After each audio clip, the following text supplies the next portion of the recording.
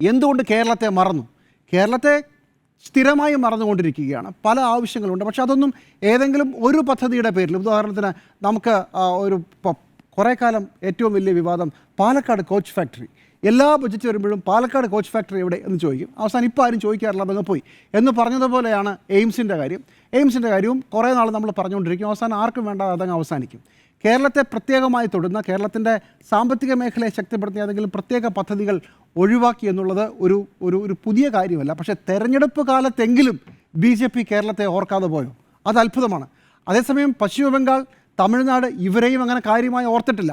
ഒരു പക്ഷേ ഒരു ട്രിക്കാവാം. ഇനി 3 മാസമുണ്ട്, എന്തെങ്കിലുമൊക്കെ വരുന്നെങ്കിൽ വരട്ടെ, നമുക്ക് നോക്കാം. പക്ഷേ എന്തായാലും തൽക്കാലം നമ്മളെ മൈൻഡേ ചെയ്തിട്ടില്ല. BJPക്കാർ ഇന്ന് വല്ലാതെ ബുദ്ധിമുട്ടുന്നുണ്ട്. ചിലപ്പോൾ ഡൽഹിയിൽ മോദിയുടെ വീട്ടിൽ സത്യാഗ്രഹം ഇരിക്കാനുള്ള സാധ്യതയുണ്ട്. ഇതുപോലൊരു കൊലച്ചതി അങ്ങ് ചെയ്തല്ലോ എന്ന് പറഞ്ഞ് ചിലപ്പോൾ തിരിച്ചു വന്ന് പുതിയ പ്രഖ്യാപനങ്ങൾ വരുമായിരിക്കാം. നമുക്ക് കാത്തിരിക്കാം. പക്ഷേ തൽക്കാലം BJP ആണ് ഡിഫൻസിലായത്. തിരുവനന്തപുരം പോലെ അവർ പ്രതീക്ഷിച്ചിരുന്ന 4 നിയോജക മണ്ഡലങ്ങളെങ്കിലും ജയിക്കുമെന്ന് പറഞ്ഞെടുത്ത് ഒരു കൈത്താങ്ങൽ പോലും ഉണ്ടാകാതെ വരിക, അതുള്ളത് ഒരു പക്ഷേ വളരെ വലിയ തിരിച്ചടിയാണ്. ചിലപ്പോൾ ഞാൻ പറഞ്ഞതുപോലെ ഒരു തന്ത്രവുമായിരിക്കാം.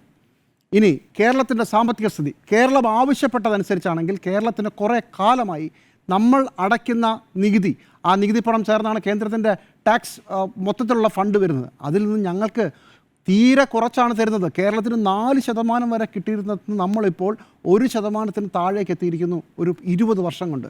ഇത് കൊലച്ചതിയാണ് എന്ന് കേരളം എല്ലാ കാലത്തും പറയുകയും എല്ലാ സാമ്പത്തിക വിദഗ്ധരും അത് ശരിയാണെന്ന് അംഗീകരിക്കുകയും, പക്ഷേ ഒരുത്തൻ പോലും, ഒരു കേന്ദ്രത്തിൻ്റെ അധികാരത്തിലിരിക്കുന്ന ഒരാൾ പോലും നമ്മളെ തിരിഞ്ഞു നോക്കാതെ ആക്കുന്ന ഒരു അവസ്ഥയുമുണ്ട്.